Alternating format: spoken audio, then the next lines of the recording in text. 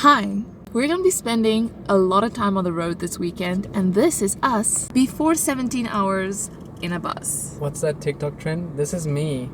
0 drinks. It feels like it's this mountain waiting for us, and it's gonna be insane to tackle, but I think once we're on the bus and everything's already happening, it'll be okay. But why are we doing all this? My mother drove down to visit some family, but she needs to come back quickly to do some things. So she's gonna fly back, but needs her car to get back here. So we are going to take a bus down to where my mother is, see some family, get my mom's car and drive it back up for her, which is the type of thing you can do when you're a student and have time to drive across the country in a weekend. So the journey has already started. We live in Pretoria and we are on our way to Johannesburg, where we are departing on a Greyhound Sleepliner. We're going to be driving 17 hours throughout the night and arriving in the Western Cape at 8:30 tomorrow morning, correct? Yeah. 8:30. We're then going to see some friends and family there and then drive back at around 2 o'clock. And we should be back in Pretoria at about 3 a.m. Monday morning, just before work. So that's the plan. Let's see how that actually goes. And we're going to bring you with us. And we're probably going to condense 30 hours of being on the road into a 10-minute video, which will do it no justice. But we're not off to a great start because there's an accident on the highway and we are sitting in bumper-to-bumper traffic and we're running late. We should still catch our bus, but we wanted to be there early to be able to pick seats and everything. We still wanted to have lunch. So that's setback number 1. Let's hope that's the only setback. Okay, fingers crossed. Lucky for us, this was the only setback, but it wasn't fun while we were sitting in this traffic. Of course, where we were sitting in the fast lane, we were in the slowest moving lane, but we did get to see the accident after merging with the lane next to us. And there were more helper cars around than actual cars involved in the accident. There are so many tow trucks, ambulances, police cars, that it took a while for me to see what actually happened, but it looked like there was a bit of a pile up with one car, but then a little bit further down was another car, and I slowed it down so you can see what they look like. I'm not entirely sure what happened. I'm just glad that it looks like no one got seriously hurt and that the traffic cleared up quickly after that.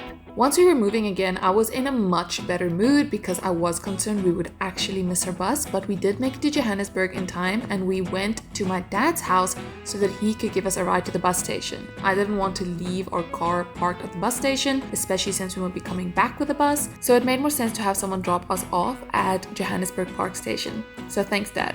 I hadn't been to Park Station in a number of years and it was a lot better than the last time I saw it. It felt like they'd cleaned up the area a little bit, but the place was lacking in signs. There was a lot of stuff going on, but we had to walk up and down the whole thing before we finally found where we were supposed to be. And I don't know if it's just because it was a Saturday, but most things were closed, so you couldn't really ask anyone for any type of direction. But once we found our spot, we just waited around until they eventually told us we can move through. It was exciting when we finally saw our bus come in because it was confirmation that we were 100% in the right place. But we stood around for a minute and said our goodbyes before they let us through to the parking area, and then it was first come first serve with getting up on the bus. We were second in line, so we did not get the nice big seats at the front. We sat further towards the back, but I'm glad we got to sit next to each other. I was concerned that might not be the case, but secondly, I'm glad we weren't up front because we ended up sleeping a lot on this trip, and it's nice to not have too many bright lights coming at you from the front while trying to do that.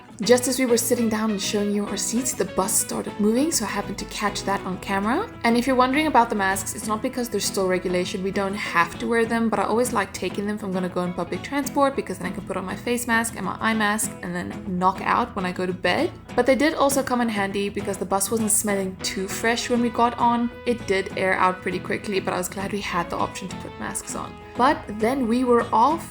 We were on the road. We officially started our 17 hour bus journey. But all in all, getting on the bus was pretty smooth sailing. They just checked our digital tickets by the door to the bus before we got on. But then we were off and I documented all of it on my Instagram stories because I found out that you can edit your Instagram stories and save them to drafts. So even though I was offline and couldn't post them, I could still kill some time by doing that. But we wasted no time in getting ourselves comfortable. My fiance helped me loosen my shoes a little bit so I didn't have too much pressure. We packed out our chargers, our earphones and all that to make sure we were ready for this ride. And then at first I just settled in and looked at the scenery. The first notable thing we drove past was Gold Reef City, which is a theme park we've been to before, so it was interesting to see that. But because we left in the afternoon, it was going to get dark pretty quickly, so I wanted to make the most of the scenery while I could still actually enjoy it, because soon enough I won't have much else to do other than be on my phone. We did have a little bit of a pop window that we can open, but it was making a lot of noise and it was really difficult to open and close that thing. So if you choose to open, make sure you are committed to having it open, because it was a struggle to close it again. Not too long after departing, about an hour and a half later, we reached our first pit stop. We didn't get out of the bus here. This is just a stop where other people can climb onto the bus. There are quite a few stops along this journey where people can get on and off the bus, which they didn't really regulate, if I'm being really honest. They didn't check if my ticket said I have to get off at this stop, so technically I suppose people can buy a ticket for the shortest trip and just stay on until the end, because I didn't scan our tickets when we got off either. But do with that information what you will. We picked up people in Potchefstroom and then we were on our way again. I was pretty bummed that we didn't get out at the station because we ended up skipping lunch and I was pretty hungry, so I really wanted to get out and grab something to eat, have some type of road snack, but I didn't have to wait too long because the next stop happened at about 6 o'clock after we left at 4, so 2 hours into the ride. We stopped to fuel up a little bit and we all could get off the bus and grab some snacks. Most people got off at this stop, most people were still awake, so there was a little bit of a queue to get out, but it wasn't too bad and it was so refreshing to step out of the bus and feel some fresh, clean air. Some people did stay on the bus, but I'm really glad that we got off. We then grabbed some typical South African junk food, that being a pack of chips and a pack of buns, and of course we also grabbed a soda on the side because we wanted something to drink to wash that all down with. You take the bun, you open it up or hollow it out, however you want to do it, you put the chips in the bun and you eat it like that, which is something we do whenever we're road tripping and I really enjoy it. It does feel like junk food, but it's nice. But I was not expecting people to be confused when I say that this is something we do, so it turns out it's a very South African thing, which I'm very happy to share because you are missing out if you haven't had it. But we didn't know how long the stop was going to be, so we didn't want to settle down at the pit stop and have our snacks there. We decided to rather just get back on the bus instead and have our snacks there so that we don't risk sitting, chilling, and then watching the bus drive away. Because if that were to happen, I do not know what we would do.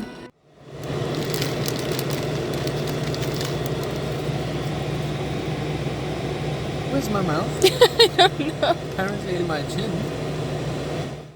You don't have much depth perception when trying to look through a camera lens.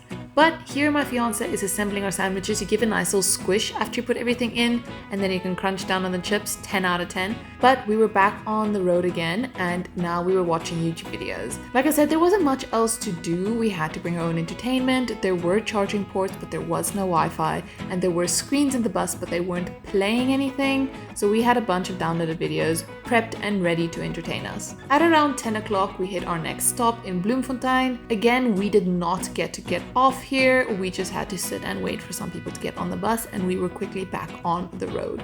But so far so good. The people on the bus were quiet. Everyone's minding their own business. We hit our next stop in Colesberg at about 1 in the morning, and less people got out at this stop because a fair amount of people were already asleep.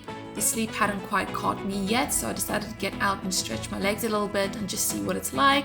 I also went to the bathroom because I saw it was empty. Sometimes the queues for the bathroom can get pretty long if the whole bus is hopping out to go to the bathroom, so I made use of the empty bathroom while I had the opportunity. And then as usual, we hopped right back on the bus to not waste any time and risk missing it. We decided after this that we were gonna try and sleep, so we whipped out our blow-up neck cushions. I got them from my mom and they work a lot better than I expected, and they definitely helped me sleep better.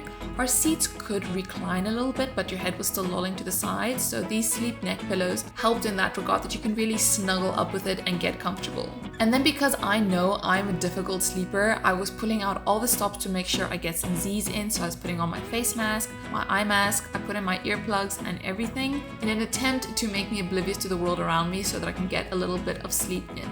And honestly, it went better than expected. Even though I didn't sleep straight through the next 4 hours, I was fairly comfortable and I did get a decent amount of sleep in. So I'm really glad that worked out for me. But when we were at our next stop at Beaufort West at around 5 in the morning, we got out again, stretched our legs, and I was surprised with how windy it was when we got here. I'd stopped at this place once or twice before on road trips, so it was a pleasant surprise to get out and actually know what this place looks like and what's going to be inside. But I was pretty tired at this point. I wasn't really feeling like a snack or anything, so I just went to the bathroom to rinse out my cup from the soda I had before and splash a little bit of water in my face to feel a little bit more alive before going back out to the bus. My fiance wanted to get some coffee, but the coffee machine they had there was out of order, and because it was so early there wasn't really a lot of staff yet, so we opted to not get any coffee and just hop back onto the bus. Now here where we go in, you'll see there is a toilet on the bus, but I tried to not have to use it, and we stopped frequently enough that I didn't have to consider it. But this stop was really the last burst of energy before knocking out. I slept solidly for the next hour and a half and woke up to being bright outside. And while I was ready to be done with this whole bus story, I was kind of lazy and not ready to get up and get running yet. So I did laze around and enjoy this last bit on the bus. We did have one more stop where we picked up and dropped off some people in Oudtshoorn before we were on the final stretch to George, which is our final destination.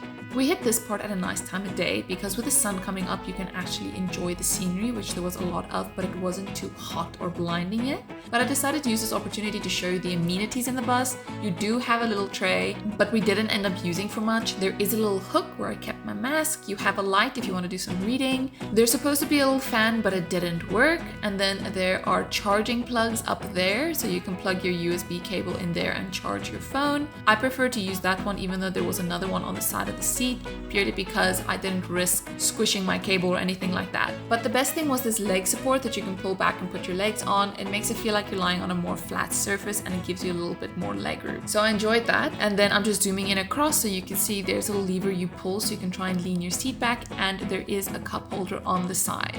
But at this point I was thoroughly done with being on the bus. I really wanted to get off. I wasn't car sick, but I wasn't feeling 100%, so I wasn't hungry, but I knew I wanted to eat something that would help me feel better. I was really happy to get off the bus at 8:30 in George and head straight to my grandmother's house and have some breakfast. We also got to say hi to some family and my grandmother's lovely little kitten before we're back on the road again. We decided to make use of our time here, so we went to Fan Court. It's a place I went to a lot as a kid when we came here for holidays, and I wanted to use this opportunity to show the place to my fiance.